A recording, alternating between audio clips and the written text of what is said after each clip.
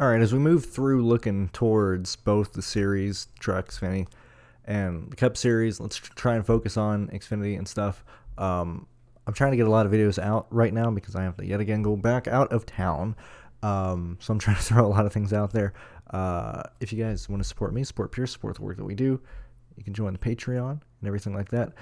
This year I will pretty much refrain from like showing a lot of stuff on the screen. At this point, I still want to do the live shows. There's some debates right now about kind of putting those behind a paywall. I kind of lean to not doing that. I like them being free. I like going head to head between the other sites and other creators, specifically in the live show category for all the other series. So that's kind of where I'm at. But we're still trying to decide on all of that. So looking at the Xfinity Series, let's start with Alpha Beta Prime Racing, getting Ryan Ellis, Jeffrey Earnhardt, Sage Karam in some of these races. We know Caesar is going to race Daytona and Talladega. Jeffrey Earnhardt coming over here. Yes, a lot of people, I don't know why they were shocked when he nearly won Talladega last year. Like, of course he was going to. He was in the 3. It was like a lot of people were like, it started as a PR stunt, but it wasn't really. No, it was a PR stunt. Like, you guys shouldn't be shocked that RCR put a car at the top of the speed charts at Talladega. They certainly in the plate races. Come on, RCR knows what they're doing. I think that was a huge reason why Forever Lawn and Jeffrey Earnhardt signed this deal with Alpha Beta Prime Racing. At this point, I can't really see him doing much than like 16th, 17th at the best. I don't know. Very similar to the Truck Series. We're losing Gregson, we're losing Ty Gibbs, but we might be losing the fastest cars here, but we still have people like Justin Allgaier. We still have Joe Gibbs Racing in general. We still have the other teams, like we still have Junior Motorsports, like Josh Berry, Sam Mayer, all those guys. Like, they're still going to be there. I don't foresee Jeffrey Earnhardt taking this team, who typically runs, in the 20s and teens, and really doing anything farther than that. We've seen this song and dance before, to where we're like, he should perform well here. He should do better here, but I'm not seeing much from Jeffrey Earnhardt. I am going to, however, point out that Brett Moffitt and AM Racing, I am very, very interested in this. Now, I believe this is the team that didn't end up qualifying quite a lot last year. I don't think they qualified at all last year because it was either Fogelman or Chris Wright. One of these guys, they kept trying to qualify this car, and they just couldn't make the races. The fact that they're going to be here with manufacturer support from Stewart-Haas Racing and Ford, I think that's huge, okay? This isn't necessarily like the Cup Series, to where like you had Rick Ware, you had Live Fast Motorsports and a technical alliance with SHR, and we have seen SHR take a step back. We've seen their performances take a step back. However, in the Xfinity Series, it's very easy to just pay your way to the front and pay yourself, or not pay yourself, but use the money that you have to bully the other smaller teams. So the fact that we have Cole Custer coming back with Riley Herbst, the fact that I believe that they're going to be putting out pretty good chassis and equipment and everything, and selling those to AM Racing with Brett Moffitt in the 25 car, I am actually very excited to see what this 25 car could do. I think it's a team that we should probably not stray away from right off the bat. I think you should be very aggressive on Brett Moffitt here, due to the fact that I think this team's going to run pretty good. Park Kligerman running full time in the 48 machine, a clear step up from drivers that were in the 48 before. The fact that we saw Reddick would come into this car last year and put it up front, he put it in the wall, we'd have issues, didn't always finish well. But the fact that we would have cup drivers coming in this car, being fast, showing that it had speed, the fact that Kligerman, very similar to, I don't know if you guys watch the YouTuber Casey Putsch, but very similar to Casey in his driving endeavors, Parker has almost always had to drive with the view and the approach of, I got to take care of this equipment. I don't want to tear this up for my team. I don't want to tear this up in general. I don't really want to, put myself out there to be tearing up equipment, because we don't really have a lot of equipment to tear up. I'm not saying that big machine racing has, endless pockets, but they certainly have a lot. Scott, I just went blank on how to say his last name. The owner of Big Machine Racing, owns a record company. Like, come on, these guys own Big Machine Records. He's shown it before, and he said it out loud, specifically with Reddick, like, get the checkered flag. Like, don't worry about the car. The fact that they get RCR support, the fact that they are getting ECR support from, or getting the motors from ECR, I think Kligerman actually has a fair chance of doing well here. And he's going to be running some races for Henderson in the Truck Series as well, but the fact that Park Kligerman is going to go out there with the green flag to race, and with the green flag of like, hey, like, don't necessarily worry about taking care of this car. Like, go out there, get those checkered flags, go out there, get those top 5 finishes, go out there, race on the edge. I think that elevates Parker Kligerman to run better than what we've seen before, even in the Truck Series. And in that Truck Series, it was really a case of let's try and take care of the equipment. I think it's huge that Kligerman doesn't have to worry about that in this car. As we continue to go on, Anthony Alfredo moving over to the 78 team. The fact that he has dude wipes, the fact that he has a lot of sponsorship chasing, following Alfredo. I don't know how he does it. I think Alfredo is one of the bigger. How can I put this? Not scam, not fake, but Alfredo talks the talk, and it's been very few cases that he's walked the walk here, that he's been able to support a lot of the big talks and a lot of the big explaining that he's always done. But the fact that he has sponsorship, the fact that he's bringing that money to BJ McLeod, I would not be shocked. And you got to remember, the previous years, we have seen BJ McLeod buy older chassis from different teams, like buy older equipment that was running up front, okay? And the last 2 years, he's had that destroyed right off the bat between Rex at Daytona, between guys tearing up equipment. Like, I would not be shocked. We have no stories yet. Again, shout out to NASCAR reporters and stuff. I would not be shocked if BJ is using some of that sponsorship money that Alfredo is doing to purchase newer chassis from teams. And I say newer, chassis built 2 years ago, possibly even last year. I think Alfredo and BJ McLeod can actually put together some good runs. We saw it last year, specifically with Josh Williams, that 78 car at the short tracks. They had a good short track program. BJ McLeod has always had a good short track program, specifically in races to where it really does turn to a wreck fest. These guys are able to get through the field. Alfredo in the 78, I think a benefit for us as fantasy players is that I don't know if that 78 is necessarily going to qualify very well. And I say very well in a sense of, I don't know if it's gonna be qualifying past like 20th, 21st, 19th. I think if it lands there, we're going to be just fine, because I think that's about where Alfredo should carry this equipment to.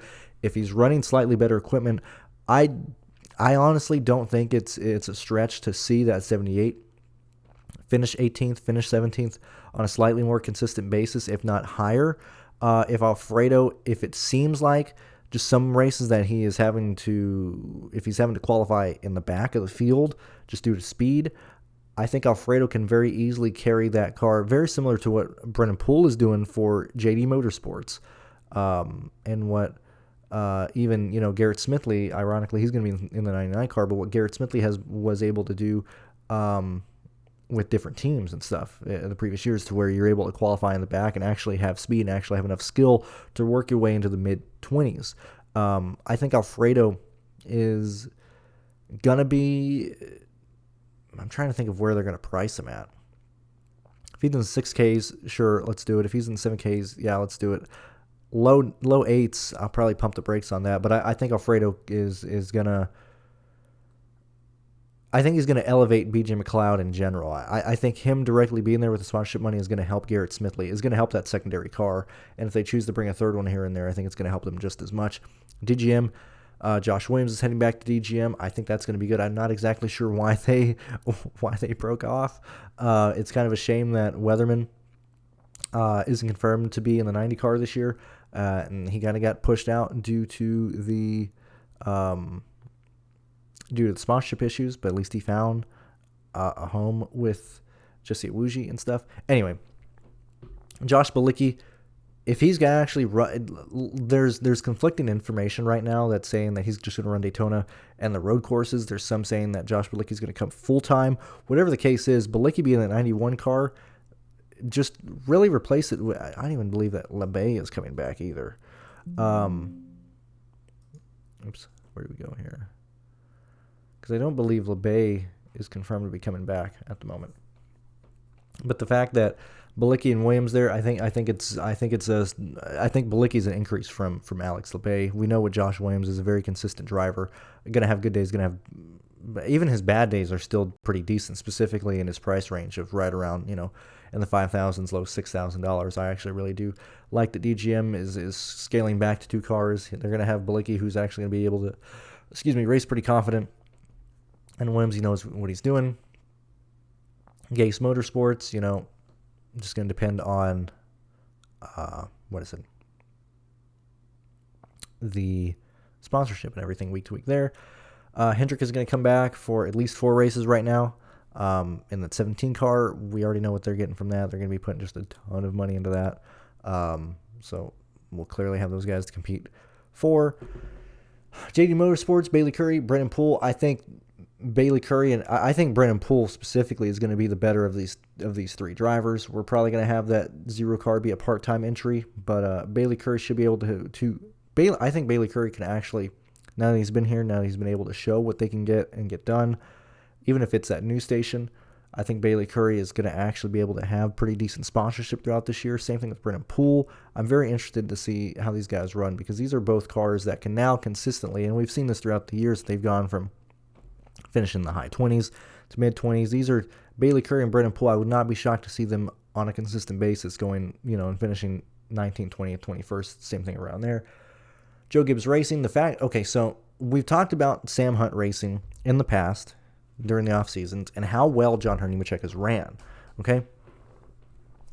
So when I mentioned in the Truck Series video that we didn't necessarily have, somebody doing a 1-to-1 takeover from, Nemechek leaving the Truck Series, is anybody else going to jump up in there? The fact that, yeah, sure, we're losing Ty Gibbs here, but I think Nemechek in this 20 machine, which is practically the 54, going to be the best of the cars in this brigade, going to have the best sponsorships in this. And I know Sammy Smith is bringing the Pilot, Flying J, Sinclair. It's pretty cool that Sinclair is actually following Sammy Smith as well. But the better sponsorship is going to be with John Hunter Nemechek. The focus is going to be on John Hunter Nemechek. The fact that we have seen Nemechek run very well in Sam Hunt equipment before. We can look back 2 years ago at Dover. We can look back at last year when he was running more consistent races with Sam Hunt, preparing for this. The reason why he was being put in that car for Sam Hunt Racing is because Joe Gibbs wanted him in this 20 car entering this year. They wanted to give him time in the car. They wanted to give him familiar with the TRD team for Xfinity. And the fact that Joe Gibbs was supplying a ton of the equipment that Sam Hunt was running. Now, it wasn't at the track being prepared by Joe Gibbs. It was the Sam Hunt crew.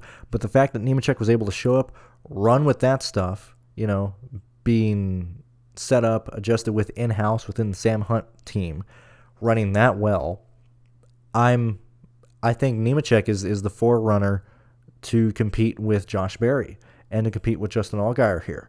I think Nemechek is going to very easily fit into what that 54 Ty Gibbs driver was last year. I love that Ben Bayshore is coming over and is going to crew chief Nemechek. I absolutely love that Nemechek is back here. He ran the Truck Series. He did the smart deal. Instead of running 27th for the rest of your life in the Cup Series, go down, win races, be smart, get some sponsorships, get some people to follow you in the Truck Series, bring it back as Xfinity, and it's absolutely working out for Nemechek. The guy has had a ton of experience now. I think a lot of people forget that we would see him running that 8 truck, making mistakes, tearing stuff up, racing kind of stupid just several years ago. Okay, we haven't seen that specifically in the Sam Hunt equipment. He was there to help them understand what they had and what they could do, and we very easily saw that he was able to have top 7 speeds in the Sam Hunt equipment.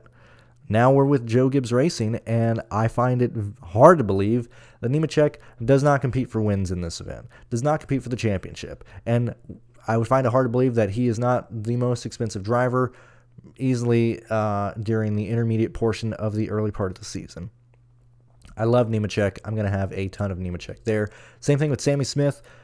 Slightly more or slightly less, or quite a lot less experience, but showing just a ton of speed. Okay, I frankly don't care about his ARCA stats. ARCA, that's kind of useless. Side note about ARCA, very funny that Frankie is coming to run ARCA full time, and there's gonna be a lot more eyes on ARCA, and that's either gonna help the series or hurt even more because people are gonna be able to see the joke that the ARCA series is. But Sammy Smith in the 18, I think Sammy Smith is a clear upgrade. This crew for Joe Gibbs Racing, Ryan Truex with a part-time schedule, Nemechek, Sammy Smith, are far better guys than Brandon Jones, than Harrison Burton, than what we've seen before. It was always just the one Joe Gibbs car, whether it was Kyle Busch, whether it was Ty Gibbs. We really never looked at the other guys. Now that we have Sammy Smith, Nemechek there, these are two guys rolling off the trailer with top 5 cars. I love Nemechek a lot. I'm going to absolutely have him in a ton of things. And if it wasn't for the fact that Cole Custer was coming back down to this series, I think it would easily be Nemechek's series to lose at this point. I can't believe Jeb Burton is driving the 27 for Jordan Anderson. Whatever, my opinion on Jordan Anderson. I think these are just horrific cars, and it's a shame that Parker is going to drive the 31 for Jordan Anderson. I think it's, I don't know. I think that's a bad choice on Parker Retzlaff's thing. I think I would have much rather stayed with the Sieg organization rather than going to Jordan Anderson. That's just where I'm at. Junior Motorsports, we have Junior doing the 2 races, but it's Brandon Jones, Josh Berry, Justin Allgaier, and Sam Mayer. Josh Berry, Allgaier, going to be the best guys. The fact that Allgaier had so much speed at the intermediate tracks, and the fact that if it wasn't for Noah Gragson just running away with that organization, we would probably be focusing more, or we should probably be aware that let me back that up. If it wasn't for Gragson, killing that organization with the speed discrepancy between him and Allgaier and Berry, if that didn't happen, I think more people would be wanting to attack Allgaier and Berry more here entering this year. I mean, maybe they will. I don't know. That sentence made no sense. I apologize for wasting the last 30 seconds of this video with that. I like Justin Allgaier. I like Josh Berry. When we look at how these guys were last year in terms of, let's go ahead and look at the real rate. If you take out Bowman and you take out Byron from their one-off races and stuff, it was Gragson, it was Trevor Bayne, it was Ty Gibbs, it was Justin Allgaier of the full-time guys. The fact that Allgaier was 4th best right now, the fact that, and really, if you replace these guys, if you take Gragson out of what he did, this podcast is falling apart. I'm so sorry. Gragson was the best car week in and week out. Gibbs was 2nd best, but it was a very, very close dynamic, and it was very dependent on what tracks you're weighting more in terms of Wreckfest. More consistently, it was Ty Gibbs who was the more consistent guy. However, there was more races to where Gragson kind of dominated the field versus Gibbs. In some of his wins, he didn't necessarily kill the field nearly as bad as Gragson did. But Ty Gibbs, I think you could just replace with John Nemechek. I think it's a very much one-to-one exchange. You take Gragson out, and then at this point, you would have probably Justin Allgaier take over the secondary or the second best car week in and week out, entering this year based on the field and everything. I'm sorry, that was very long-winded. It's Junior Motorsports. We know who to target here. Brandon Jones is going to be the exact same guy that we've seen before.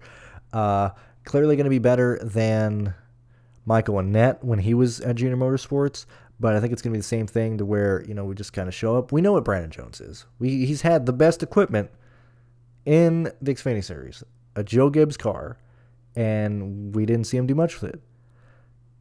And now he's taking a slight decrease in terms of equipment, and we're probably going to see the exact same thing from him. Now, Colleague Racing, right now they have Daniel Hemrick, right now they have Chandler Smith, right now they have Landon Castle. Landon Castle is in a bit of rough water here due to the Voyager sponsorship, it's very interesting that it's now taking effect, and it wasn't taking effect when Voyager was fucking over everybody earlier. Real quick, real fast talk on cryptocurrency. I know all you guys really give a shit about my opinion. You guys spend your money on whatever you want. Just be aware that you shouldn't be using those places as your bank. You should trust the blockchain a lot more.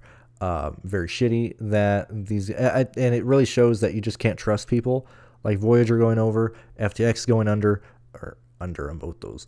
That's just the people in charge of those being greedy and playing with your money. Okay, I think it reinforces why Bitcoin is the superior cryptocurrency. I think it reinforces why you should keep your keys and everything outside of these entities, because they will fuck you over just like regular bank would. You know, the whole society, you know, America. Like if we all decide to pull our money from the banks, we absolutely crash the economy. Anyway, I fully believe Landon Castle will probably pivot back from that, or at least find some sponsorships or whatever. But Landon Castle really displayed what he had. I don't like Hemrick. Honest to Christ, everybody, come on. Hemrick, if Hemrick doesn't win Phoenix and NASCAR doesn't decide championships on a one race event, Hemrick is somebody who has never won anything in his life. Okay? I'm not trying to bully you, Hemrick. I'm just saying we know what he is, and he is not a race winner. He is not a champion. He is not a championship driver. Hemrick is going to be running 14th to 12th each and every week. Chandler Smith coming over, I think, can take the role of AJ Allmendinger. And I think what's going to help this car out a little bit more is that AJ Allmendinger won't be in it. Okay, we know AJ Allmendinger, very sensitive, very gets in his head a lot. You know, if things aren't going well, has a lot of breakdowns, has to be talked off that cliff. You know, somebody has to take that gun out of his mouth before he pulls the trigger as he's running on the track. Chandler Smith, you don't have to do that. He's happy to be here. I think the 16 will yet again just be the front runner of this. And yeah, that's how it is. It's very funny that Mike Harmon, that people came over and basically took over Mike Harmon's team and everything like that. Sheldon Creed, Austin Hill, and I'll kind of re-rank the guys here. I know in the Truck Series I kind of did that more than I'm doing here. I'm messing up my hair. Sheldon Creed should make an increase, specifically like when we look back at that Darlington race last year, which yet again, why are some of the drivers shitting on Ross Chastain for his move at Martinsville when everybody in the Darlington race and Xfinity Series just rode the wall?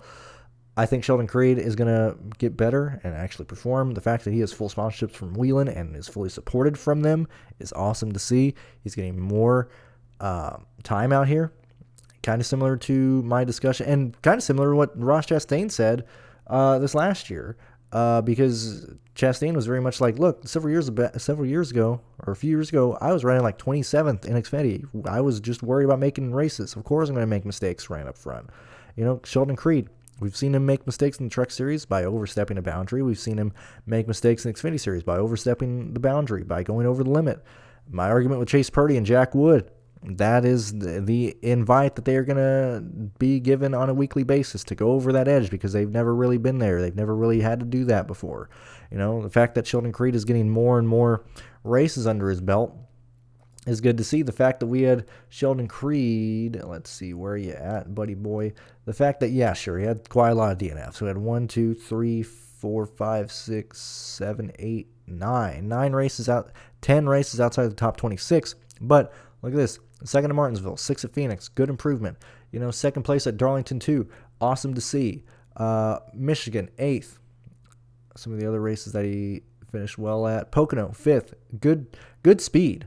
Okay, 7th at New Hampshire, difficult track to actually be good at, pass at, hold positions at. Good to see. Like, Sheldon Creed is on the radar to be there. I know Sheldon Creed, when we look at everybody, and this is in terms of, you know, just ranking everybody who made a start, which is close to 107 drivers and stuff, is where we at? I just missed it. Is where we at? Sheldon Creed, in terms of full-time drivers last year, 1, 2, 3, 4, 5, 6, 7, 8th. He was the 8th best driver last year. Sheldon Creed going to be good. I love that Austin Hill is back again. I think we saw Austin Hill perform very well. When we look back at this, like, Sheldon Creed was the 8th best car of all the full-time cars last year. Austin Hill was the 6th best car. Okay? Very consistent. Showed speed. Sure, got the win at Daytona and got some super speedway wins, but Austin Hill, I really, really like this guy. He does not get enough credit. Pearce has been right about that people don't focus on him enough. Stupid consistent here. Okay? The fact that he had a 9th place at Phoenix, 9th place at Martinsville, 9th place at Homestead, consistent. 6th at Las Vegas, which, as I said, I always prefer to focus on intermediate tracks when I want to be aggressive and push a lot of lineups. Texas 2, finished second. Michigan, fifth. One Atlanta. We can't really count that anymore. Eighth best at Nashville. Pocono, third in the year. Fifth at the first Texas race. 14th at Dover. We had a second place at Coda. We had and he got a wreck at Las Vegas. But Austin Hill is going to be there. And the fact that Cole Custer is coming back into the field, I think barely pushes Austin Hill out of the top 5 for a consistent amount of races or finishes right now, just in my head. That's kind of where I'm at, but I like Austin Hill a lot. Ryan Sieg, we know what he has. Sam Hunt Racing.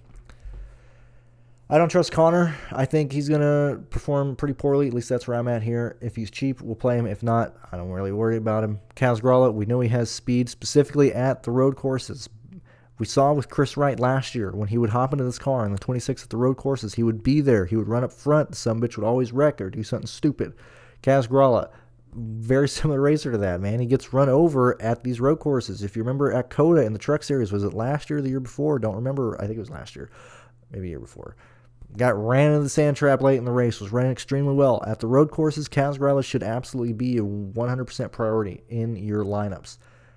I think now that he has a full-time ride, we can see what he has. I think it'll take some growing pains for Kaz Gralla because it's been a long time since he had a consistent car they could be in and week out, get familiar with. We know that this car is speed. Is it going to be an exact John Nemechek ride? No. Is it going to be a guy who can very easily finish 11th week in and week out? Yes. That's how I look at Kaz Gralla. SS Greenlight Racing, Blaine Perkins in the 07. I pray to Christ they get rid of Joe Graff Jr. They probably won't. Pray to Christ they get rid of David Starr. They probably won't, but we'll see whoever takes over that 08 car. Now we get to Cole Custer and Riley Herbst. Cole Custer, this is what kind of makes me mad about how people look at the Cup Series and stuff, because people really crapped on Cole Custer in the Cup Series, but what do you expect? He's Cole Custer. Now that he's back in Xfinity, Stuart Haas can outspend the money, and I think it goes back to Cole Custer competing for a lot of wins, okay? I think he's going to win a lot of races. I think he's going to be there. We're kind of back in the big 3. I think your primary contenders week in and week out are going to be Cole Custer. I think it's going to be John Nemechek. I think it's going to be Justin Allgaier. I don't think that's a stretch. I don't think I'm making any wild projections or predictions there. I think Sammy Smith can also be up there as well. Okay, that's really the top 4 drivers. If you look at Chandler Smith, depending on what he can make Colleague do, and if Colleague can get better at not trimming their cars out, that is a hindrance that we have seen for a long time, that Colleague gets too tight in traffic. If they get out, if they qualify well at intermediate track, they're fine, but if anybody gets in front of them, it kills the car. If they can fix that with Chandler Smith, he can be there. Austin Hill, going to be in the top 5. Those should be the primary contenders. Now, running out the top 10, it's going to be Josh Berry. It's going to be Sam Mayer. It's probably going to be people like, let me go up here. I got to look around. Probably going to be people like Sammy Smith. I know I kind of mentioned him, but Sammy Smith will probably be in the top 7 most of the time. Like, those are the main guys. I think that's where the dominoes are going to fall, you know?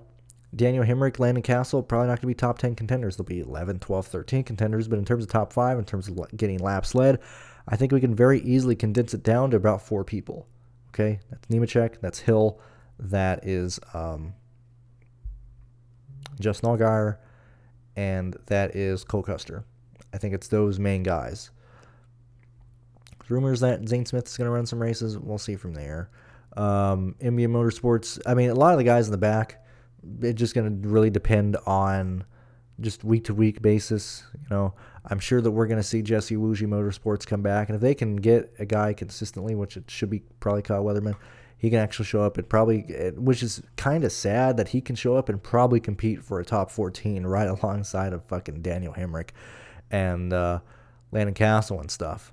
But it's kind of my overview, my opinions, my looking at the Xfinity Series. If you want to support me, support Pearce, consider joining the Patreon and stuff. I'm trying to get a lot of these videos out. I got to record a lot of them today and tomorrow so they can kind of just go up throughout the rest of the week. So thank you for listening. Thank you for being here and supporting me, and I will talk to you guys later.